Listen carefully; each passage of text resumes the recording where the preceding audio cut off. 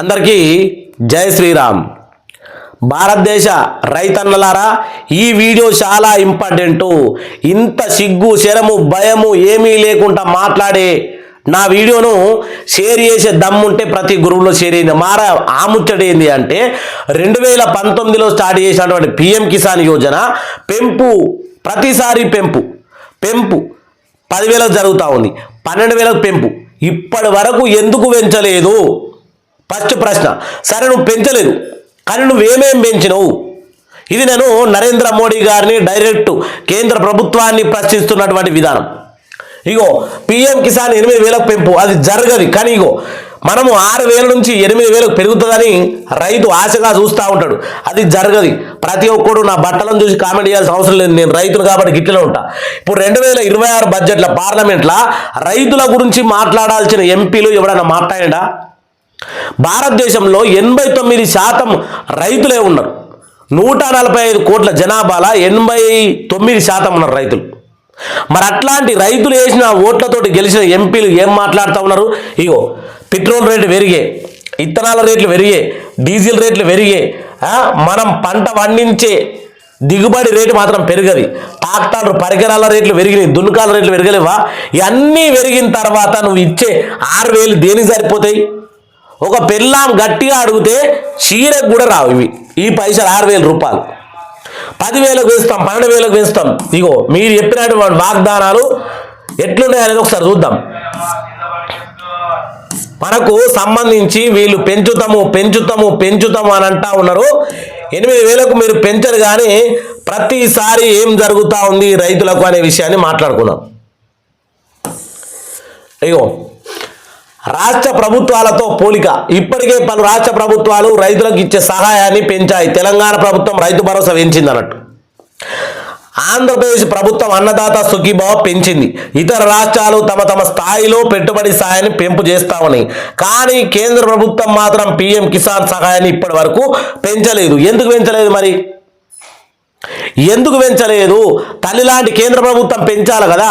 1 కాదు 2 కాదు, ప్రతి విషయాన్ని పెరుగుతూనే ఉన్నది. ఎటువైనా నాయన ఎడిటింగ్ చేసేటోడైనా కరెక్ట్ ఎడిటింగ్ వేసుకోవాలి కదా. ఇంకా మళ్ళీ మనం అనుకుంటా ఉంటాం, నీకు సహాయం పెరిగితే మనకు లాభాలట. పిల్ల ఉట్టక ముందే కుళ్ళ పెట్టినట్టుగా రైతులకు పెట్టుబడికి అనదపు నగదు, గ్రామీణ ఆర్థిక వ్యవస్థకు బలము, రైతుల కొనుగోలు శక్తికి పెరుగుదల, వ్యవసాయ అనుబంధంలో రంగాల్లో వ్యాపార అభివృద్ధి. ఈరోజు నేను నరేంద్ర మోడీ గారిని అడుగుతా ఉన్నా, మీరు ఏదైతే బీహార్ ఎలక్షన్లో మేనిఫెస్టోలో పిఎం కిసాన్ 10,000 పెంపు అని ఇచ్చారు. ఎందుకు? అక్కడ రైతులను కానీ ప్రజలను కానీ బోగిడిగాలం చేసేదందుక.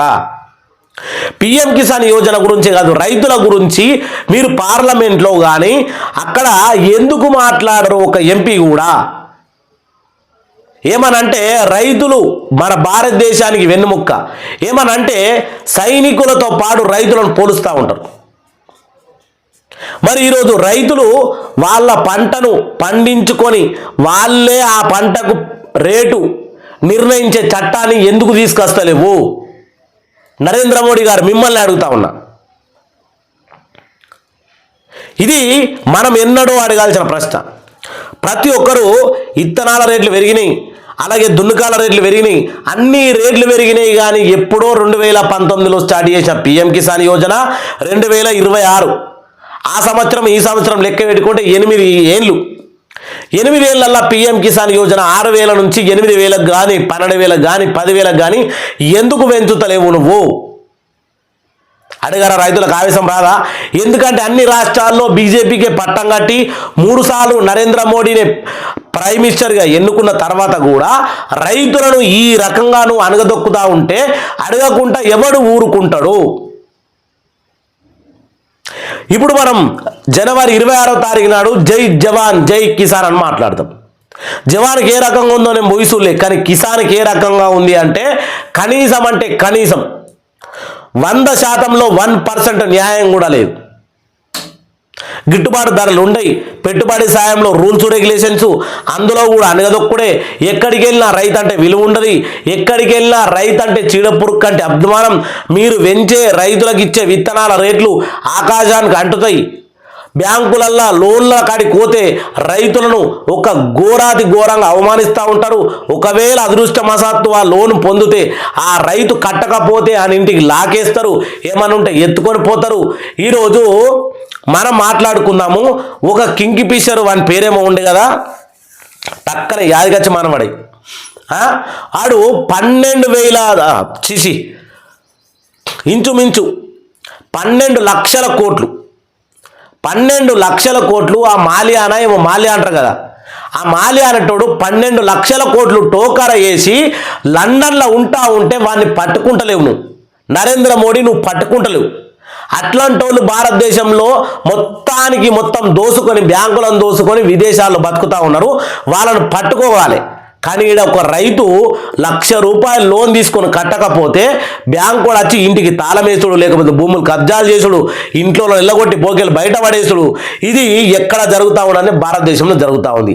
ఇదే భారతదేశంలో డబ్బున్నోని కోన్యాయం, డబ్బు లేని కోన్యాయం. సరే, ఈ వీడియోను ప్రతి ఒక్కళ్ళు నిజాయితీగా రైతు అనేటువంటి ప్రతి గ్రూపులో చేయాలని కోరుకుంటూ జై శ్రీరామ్, జై జై శ్రీరామ్. శ్రీరాముని మీద భక్తి ఉంటే నరేంద్ర మోడీ గారు మీరు ఖచ్చితంగా ఈసారి PM కిసాన్ యోజన పెంచి తీరాలి, లేకపోతే గేర్ చేంజ్ అవుతుంది. ఖచ్చితంగా బీజేపీ కోసం నేను మాట్లాడే మాటలు మామూలుగా ఉండేవి మరి, అంతే. ఇక రైతుల కోసం